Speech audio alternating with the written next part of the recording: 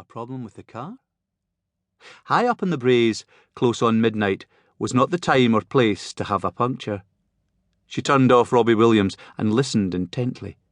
The noise was still there. Coming from somewhere behind her, from outside. She calmed herself, took a deep breath and pushed her foot down. The needle edged towards 60. She jumped violently at the sound of a horn blaring right behind her, blinded as the car filled with light from headlights on full beam inches from a rear bumper. Then, back to darkness. Back to silence. She closed her eyes briefly to readjust her vision. She could see nothing behind her. Nothing but the fog. Everything was quiet now, but for the pernicious return of the drone and the pounding of her heart. She put her foot down. 65. She took another deep breath and glanced at the mileometer, trying to figure out how far she still had to go before she saw the lights of Glasgow. She dared to ease her foot off the accelerator a little, watching the needle fall. Then she felt a jarring thud, and the car juddered and ricocheted forward. Emily cried out as a searing pain ripped through her skull. The lights blinded her again, and a horn sounded deafeningly. Trembling, she changed down. Ahead, the road was clear, the ghosts drifting away. She risked another glance in the mirror, her eyes seeing the bull bars of the 4x4 closing in on her, the silhouettes of two heads, the teeth of the grille pulling up to her bumper, tailgating. And now she could hear clearly, over the panicked whine of her own engine, the deep, constant growl of a predator. Hunting. Waiting. Her mind raced.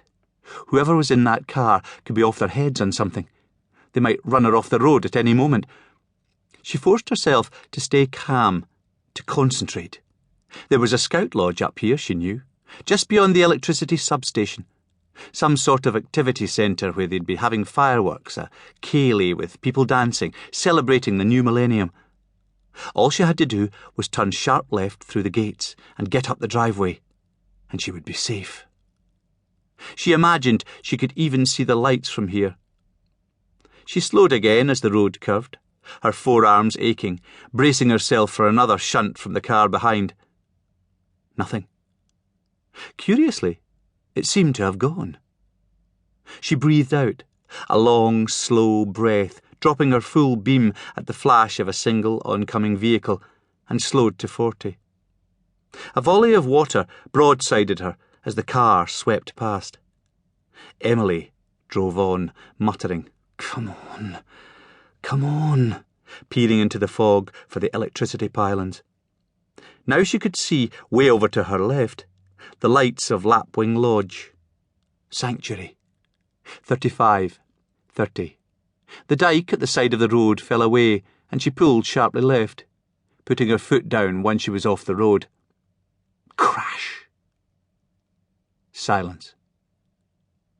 Emily realised her mistake as the strong, chained gates of the electricity substation appeared through the haze that climbed over the crumpled bonnet.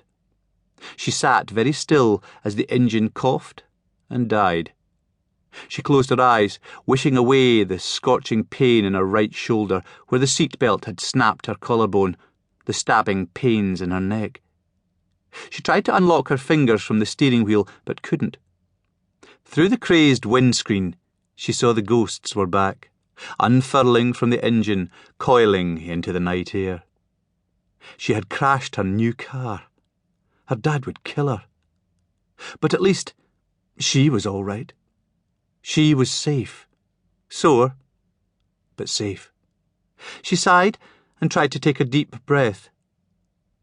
Then suddenly the car door was opened, and cold air swarmed round her feet. Strong fingers prized hers from the wheel. The seat belt was unfastened, and then something was covering her face. She tried to move, tried to say something, but couldn't. She could taste blood. Hands were pulling her, gently, firmly, then roughly, too roughly, by the shoulders, then by the hair. She felt the roots rip from her scalp. She screamed but heard no sound. Then she was on the ground, on her knees, her head forced down.